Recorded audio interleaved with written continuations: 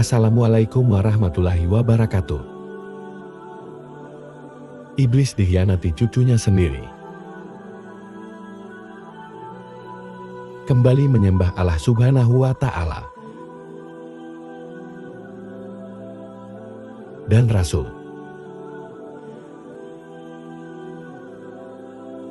Ada sebuah riwayat. Ia menceritakan tentang taubatnya keturunan iblis yang hidup sejak zaman Nabi Adam alaihi salam hingga Nabi Muhammad sallallahu alaihi wasallam. Dan ia juga kerap mencela cara dakwah para nabi terdahulu. Kisah ini berasal dari riwayat Abu Nuaim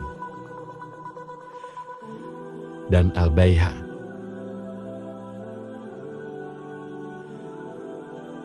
Radhiyallahu anhu, sebagaimana dikutip dari buku Berbuat Dosa Tapi Masuk Surga,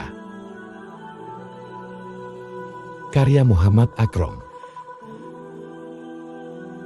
Sayyidina Umar bin Khattab radhiyallahu anhu mengatakan, ketika kami sedang duduk bersama Rasulullah sallallahu alaihi wasallam di suatu tempat di Gunung Tihamah, tiba-tiba lelaki tua sambil memegang tongkat. Dia kemudian mengucapkan salam kepada Rasulullah sallallahu alaihi wasallam. Kemudian sallallahu alaihi wasallam pun bertanya, "Siapakah engkau?" Dia pun menjawab, "Aku hamba bin Lukais bin Iblis." Setelah mendengar namanya, kemudian Nabi Muhammad sallallahu alaihi wasallam bertanya lagi,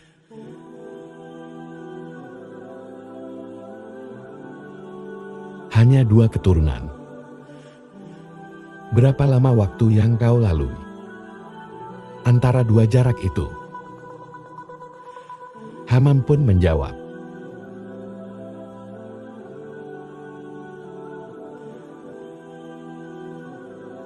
"Dunia ini hampir punah, kecuali tinggal sedikit lagi saja." Pada malam ketika Kabil membunuh Habil, aku masih anak-anak. Meskipun demikian, aku sudah diperbolehkan merusak makanan dan memutuskan perkawinan. Kemudian Rasulullah sallallahu alaihi wasallam pun bersabda, "Alangkah buruknya perbuatan orang tua yang terkutuk dan anak muda yang diajarinya."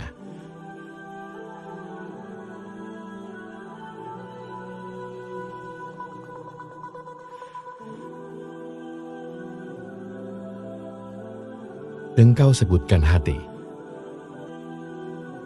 karena sesungguhnya aku sudah bertaubat kepada Allah Subhanahu wa Ta'ala.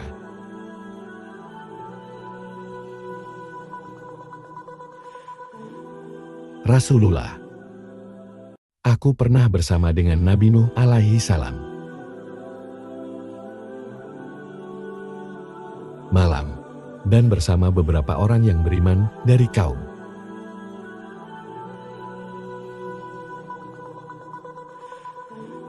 Acara beliau menyampaikan dakwah kepada kaumnya,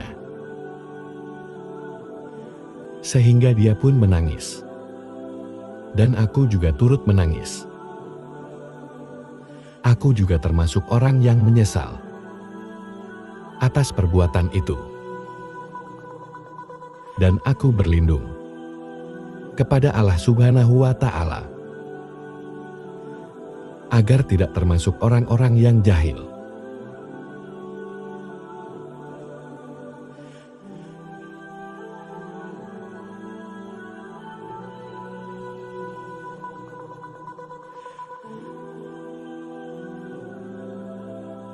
Wahai Nuh,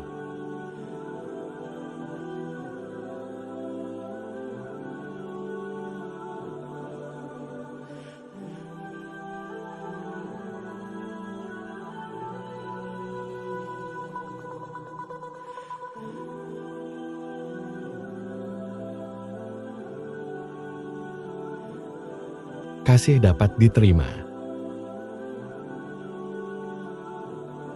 Nabi Nuh alaihi salam pun menjawab,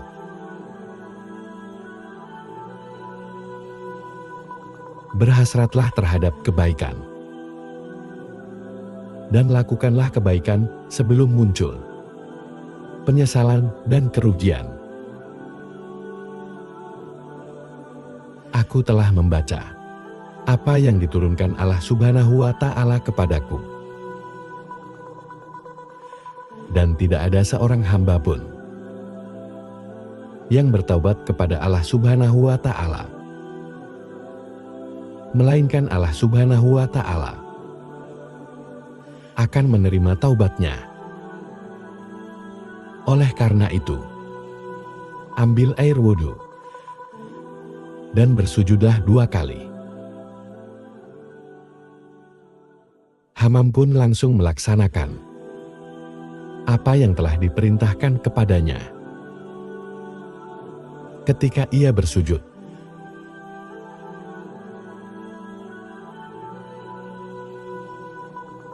angkatlah kepalamu, karena sesungguhnya tobat bagimu sudah turun dari langit.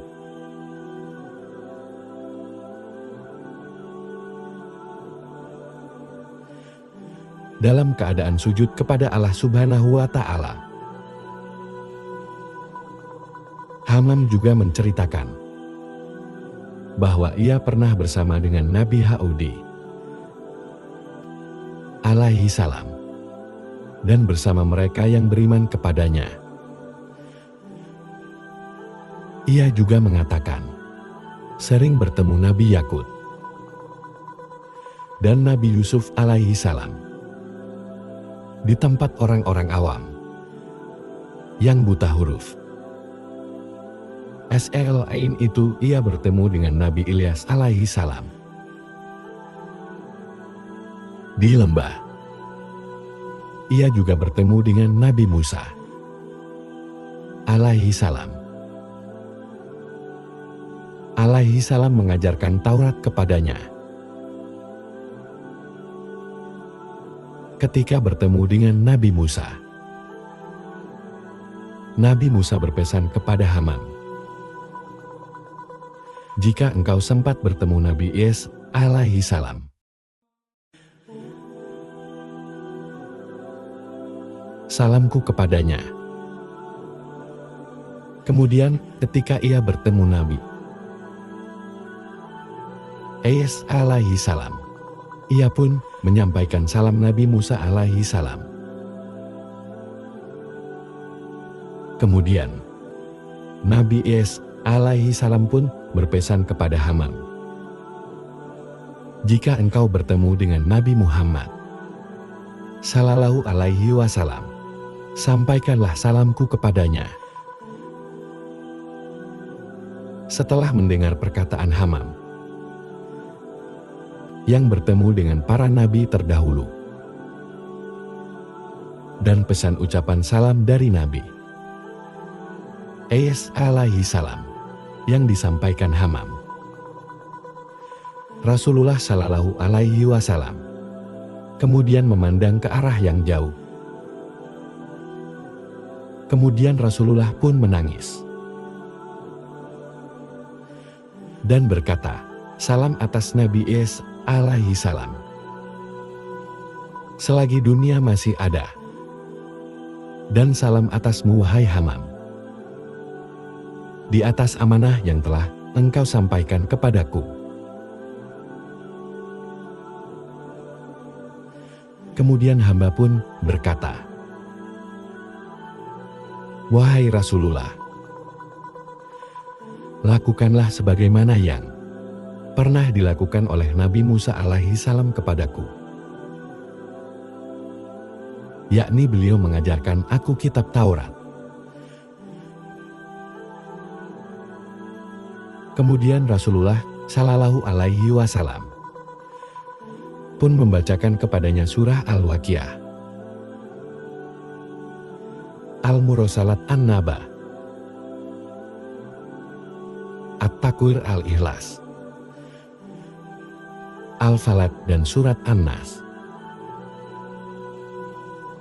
Sayyidina Umar bin Khattab radhiyallahu anhu berkata bahwa ia tidak tahu apakah Hamam keturunan iblis yang bertobat itu masih hidup atau sudah meninggal dunia. Karena ketika ucapan terakhir dari Rasulullah Shallallahu Alaihi Wasallam kepada Hamam adalah menanyakan apa yang ia butuhkan. Setelah itu, Rasulullah pun tidak berbicara apa-apa lagi sampai mereka berpisah. Kisah ini menyampaikan kepada kita bahwa para nabi dan rasul memiliki tugas yang sama. Dan risalah dari Allah Subhanahu wa Ta'ala, dan mengajak umat manusia agar hanya menyembah Allah Subhanahu wa Ta'ala. Selain itu, kisah ini juga menyampaikan kepada kita bahwa para nabi dan rasul juga memiliki satu mukjizat yang sama, yaitu mereka mengetahui siapa yang akan menjadi nabi setelah masa kenabian mereka. Ketika Nabi Musa alaihi salam menyampaikan salam kepada Nabi Isa, dan Nabi Isa pun menyampaikan salam kepada Rasulullah Shallallahu Alaihi Wasallam melalui Hamam, keturunan iblis yang telah bertaubat. Lihat, manusia merupakan makhluk ciptaan Allah Subhanahu wa Ta'ala yang beranak pinak. Namun makhluk ciptaan Allah Subhanahu wa Ta'ala lainnya, yakni iblis, ternyata juga beranak pinak.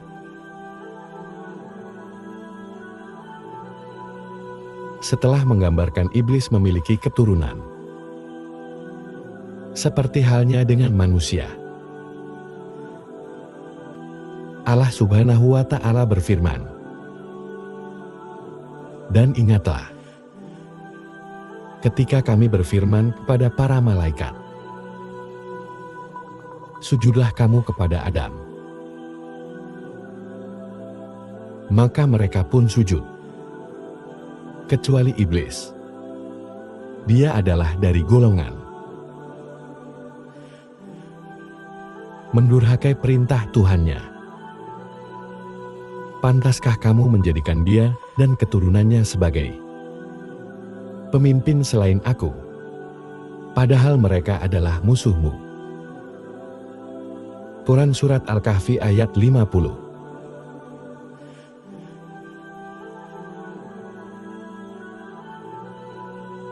Sama halnya dengan manusia, mereka juga membutuhkan asupan makanan dan minuman. Sedangkan malaikat tidak berkembang biak, tidak makar dan tidak minum. Hal ini membuktikan bahwa golongan jin bukan golongan malaikat. Walaupun dahulu sebelum dilaknat oleh Allah Subhanahu wa Ta'ala dan masih menyandang gelar sebagai imam para malaikat yang bernama Azazil. Namun pada dasarnya, iblis adalah golongan dari bangsa jin yang diciptakan dari api. Para malaikat dari cahaya. Hal ini sesuai dengan sabda Rasulullah Sallallahu alaihi wasallam. Radhiyallahu anhu, ia berkata, Rasulullah Sallallahu alaihi wasallam bersabda, malaikat diciptakan dari cahaya, jin diciptakan dari nyala api, dan Adam diciptakan dari apa yang telah diterangkan kepada kalian. Hadis riwayat Muslim. Di dalam kitab Sab'a al-Kutub al-Mufidah, disusun oleh Sayyid Alamah Alwi bin Ahmad bin Abdurrahman As-Sakaf Al-Maki.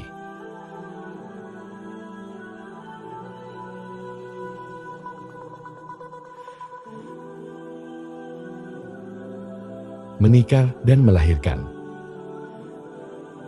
Perbandingan ketika beranak 9:1. Abdullah bin Umar berkata,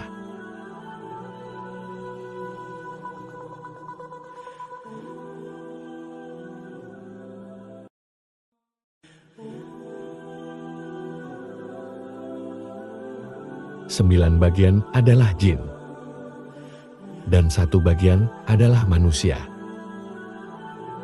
Tidak seorang pun manusia yang melahirkan seorang anak,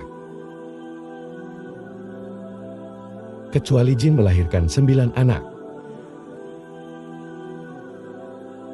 Hadits riwayat Ibnu Abdul Bar, Ibnu Jarir Al-Hakim, dan Ibnu Abi Hatim.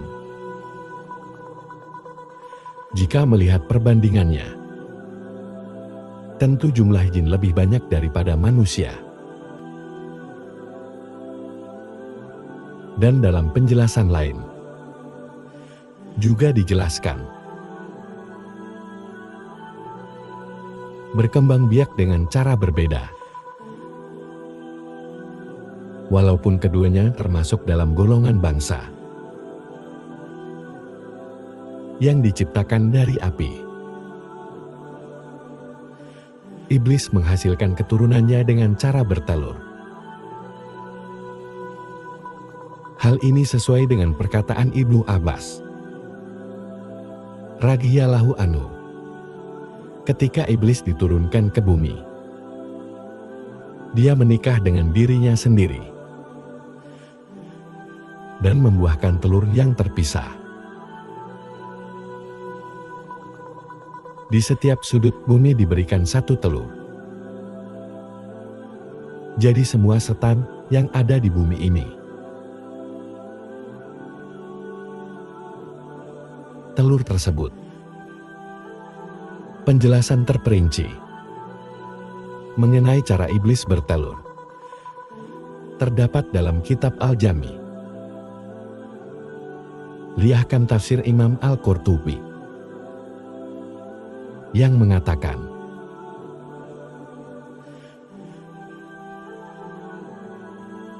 farjinya ke farji dirinya sendiri, kemudian mengeluarkan 5 butir, adalah asal mula keturunan iblis. Dikatakan bahwa sesungguhnya Allah Subhanahu wa Ta'ala menciptakan zakar pada paha kanannya iblis dan farji pada paha kirinya. Dan iblis menikahkan paha kanan dengan paha kiri.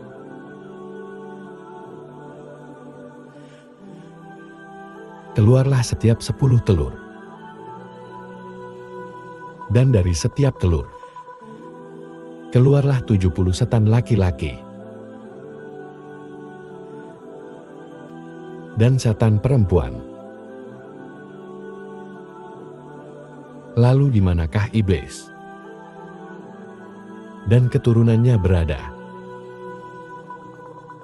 Untuk menampung keturunannya iblis,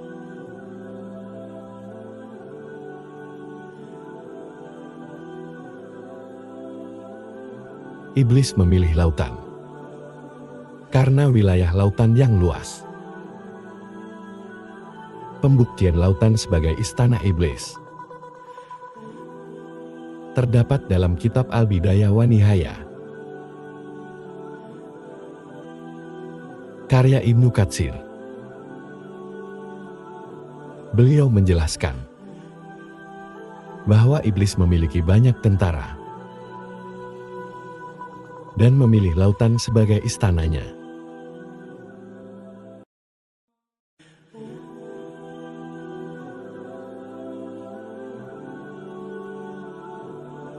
Rasulullah Shallallahu Alaihi Wasallam abadikan dalam hadis, Allah Shallallahu Alaihi Wasallam bersabda kepada Ibnu Sayyid, apakah yang kamu lihat?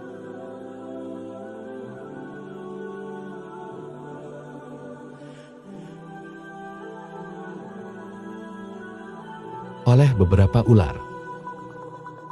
Jawab Ibnu Sayyid. Kemudian Rasulullah Shallallahu Alaihi Wasallam pun bersabda, dia telah melihat singgasana iblis.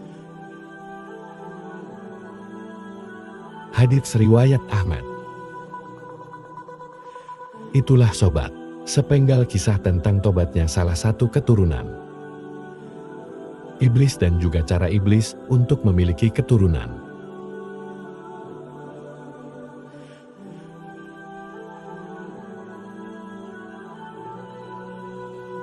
Sobat Seiman, dalam kisah yang baru saja kita bahas, kita sudah mengetahui bahwa Hamah bin Hasim bin Lukas bin Iblis adalah salah satu dari anak cucu keturunan iblis yang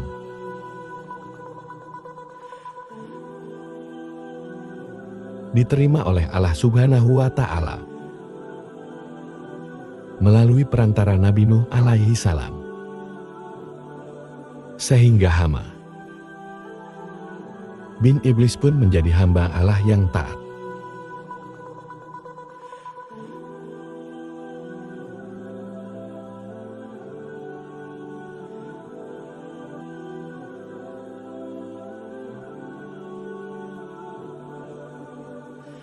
Hal itu dikarenakan setiap era kenabian,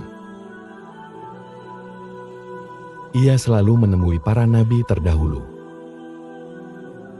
untuk belajar ilmu agama.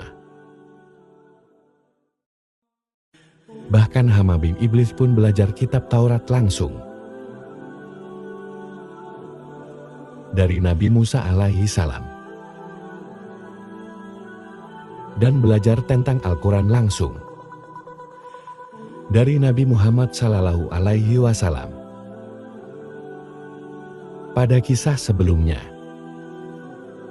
kita juga sudah mengetahui bagaimana iblis menikah hingga memiliki keturunan, dan cara iblis memiliki keturunan. Namun, yang perlu untuk kita ketahui selanjutnya adalah bahwa anak cucu keturunan iblis bukanlah hanya Hamah saja, namun ada beberapa lagi anak cucu keturunan iblis yang masih tetap setia untuk membantu kakek mereka, yakni iblis laknatullah, untuk melancarkan aksinya menyesatkan umat manusia. Sobat Seiman, sebelum kita sampai kepada pembahasan tentang anak cucu keturunan iblis laknatullah,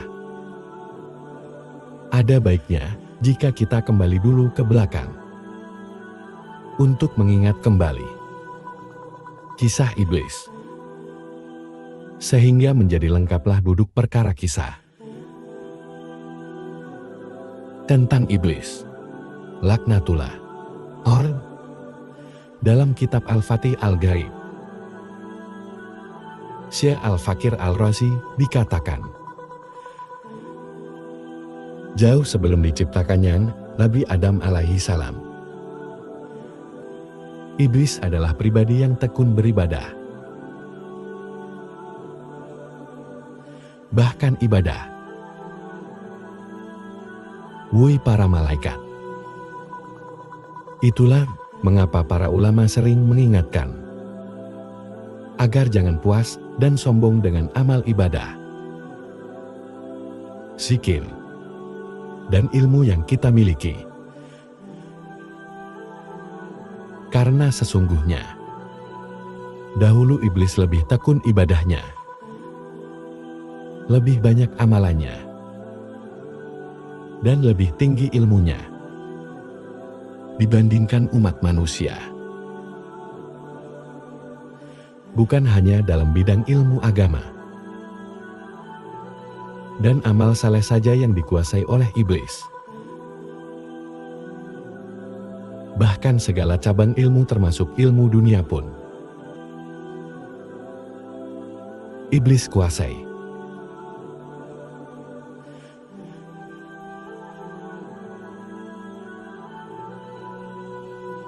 Bahwa iblis lebih pintar dari profesor, yang berarti ilmu seorang profesor yang bergelar guru besar pun masih di bawah iblis. Hal ini sangat masuk akal sobat. Dikarenakan iblis bukan hanya menjerumuskan manusia,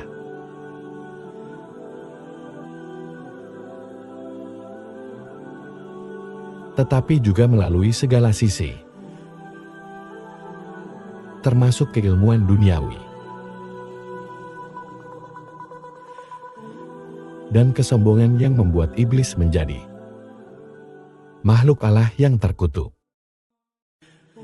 Karena ketika para malaikat diperintahkan Allah Subhanahu wa Ta'ala untuk bersujud kepada Nabi Adam alaihi salam, seluruh malaikat dengan penuh kerendahan hati melaksanakan perintah sujud tersebut. Sedangkan iblis, yang dulunya bernama Azazil, yang menjadi pemimpin para malaikat,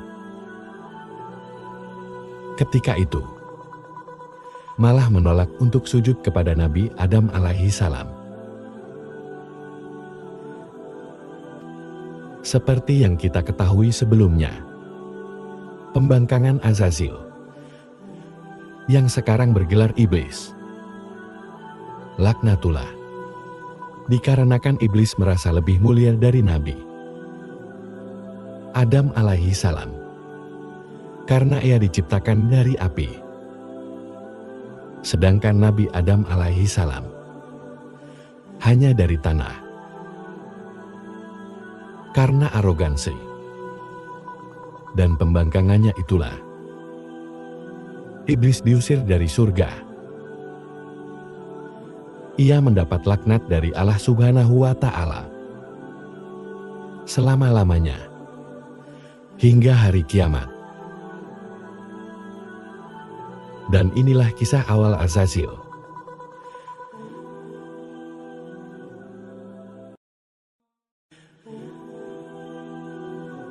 Dari surga. Mulai saat itulah iblis secara terang-terangan menyatakan permusuhannya kepada Nabi Adam alaihi salam dan anak cucunya. Bahkan menurut sebagian ulama, kebencian iblis kepada anak cucu Adam alaihi salam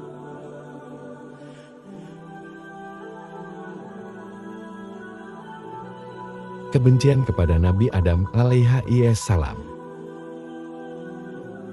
kebencian iblis kepada anak cucu keturunan Nabi Adam alaihi salam lebih besar dibandingkan kepada Nabi Adam alaihi salam sendiri. Dikarenakan setelah wafatnya Nabi Adam, Allah Subhanahu wa Ta'ala mengutus 124.000 nabi dan 315 rasul untuk mengajak umat manusia yang berstatus sebagai anak cucu keturunan Nabi Adam alaihi salam agar tidak terjerat tipu daya iblis dan hanya menyembah Allah Subhanahu wa Ta'ala dengan beribadah dan berbuat amal kebaikan. Di dalam hadis, Imam Ahmad Abu Umamah berkata,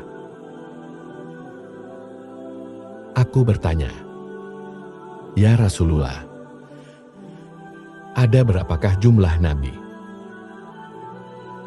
Rasulullah Shallallahu Alaihi Wasallam bersabda, "Nabi ada 124.000. Dan di antara mereka ada rasul sebanyak 315 rasul. Mereka sangat banyak." Hadis riwayat Ahmad.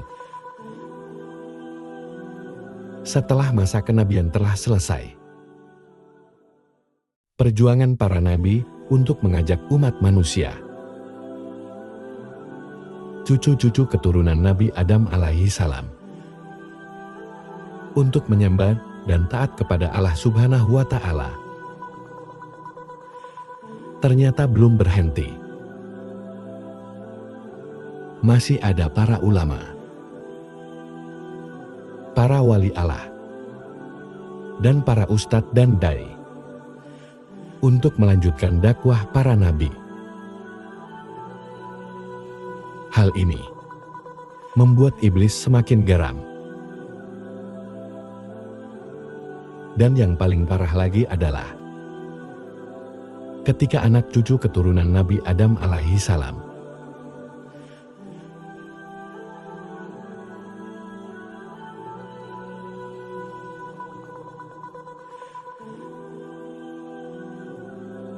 dan memohon ampun kepada Allah Subhanahu wa Ta'ala, maka segala dosa yang pernah dilakukannya dihapuskan dan mendapatkan ampunan.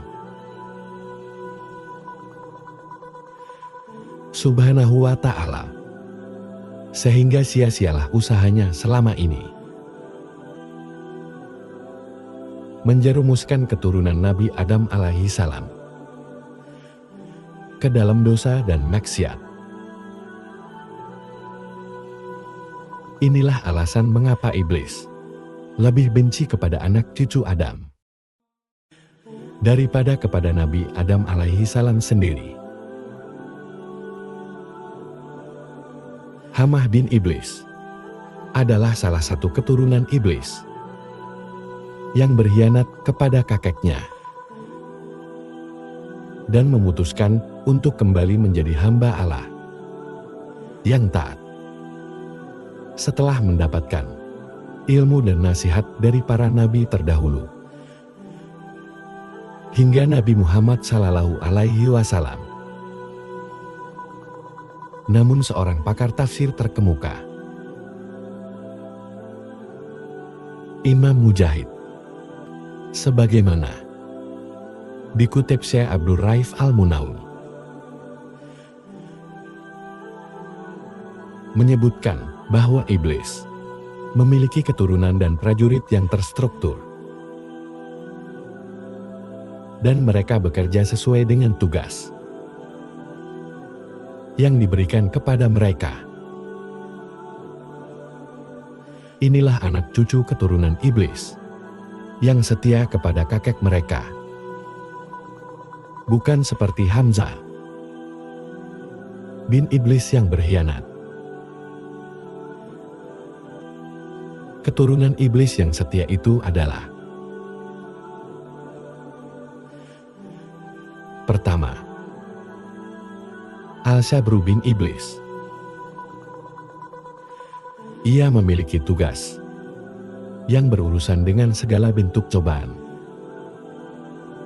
yang menimpa manusia Setiap kali manusia mendapatkan cobaan, Al-Sabru akan membuatnya tidak sabar menerimanya. Segala ekspresi berlebih. Jikalau mengalami musibah, seperti menangis histeris, depresi mengamuk, dan tradisi.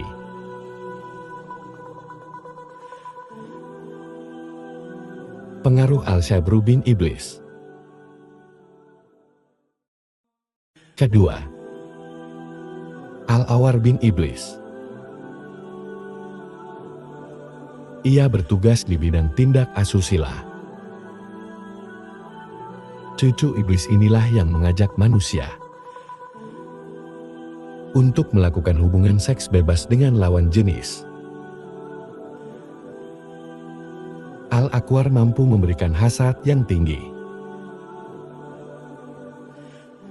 di bagian kemaluan pria dan wanita. Gairah melakukan hubungan terlarang. Ketiga,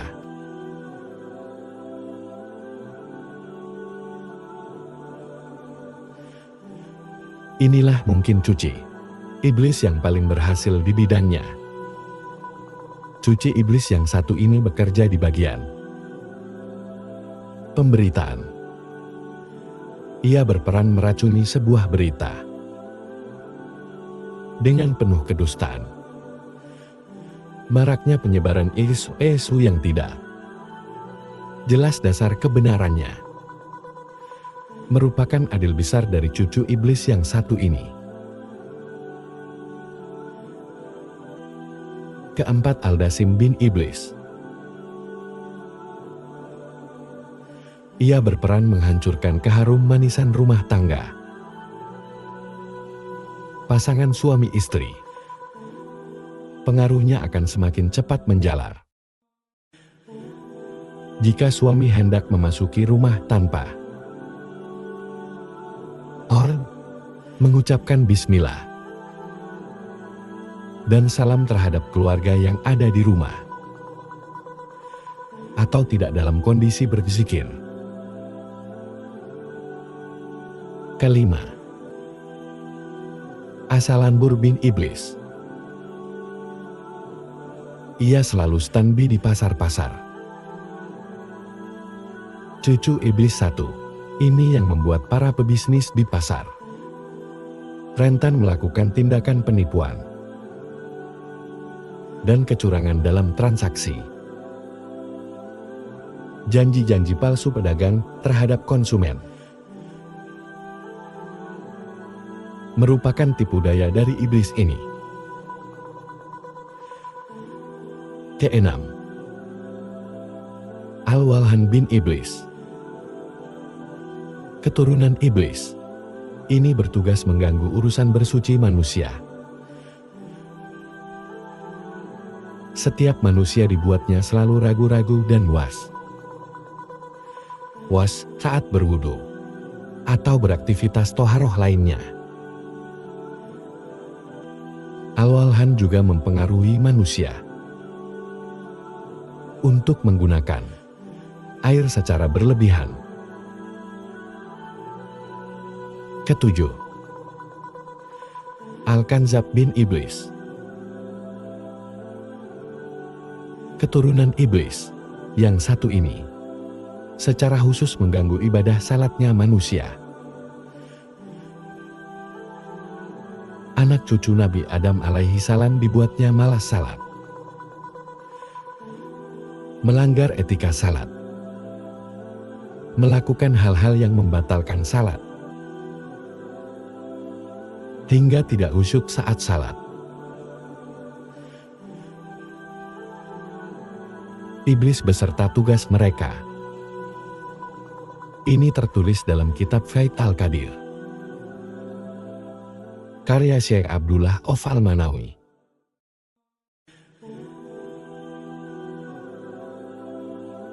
Nah sobat, pastinya kita bertanya-tanya, Lantas sebelum bertobat dan bertemu dengan Nabi Nuh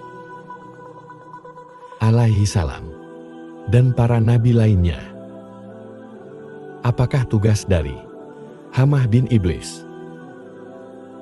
Hamah pernah mengatakan langsung kepada Rasulullah Shallallahu Alaihi Wasallam bahwa pada malam ketika Kabil membunuh Habil, Hamah masih anak-anak.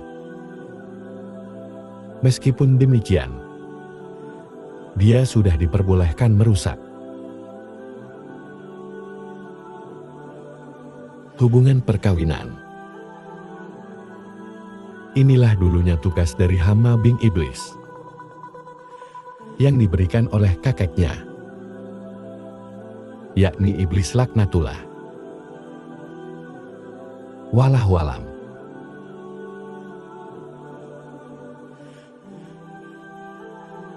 Dan itulah sobat sedikit kisah kali ini. Kurang lebihnya saya mohon maaf.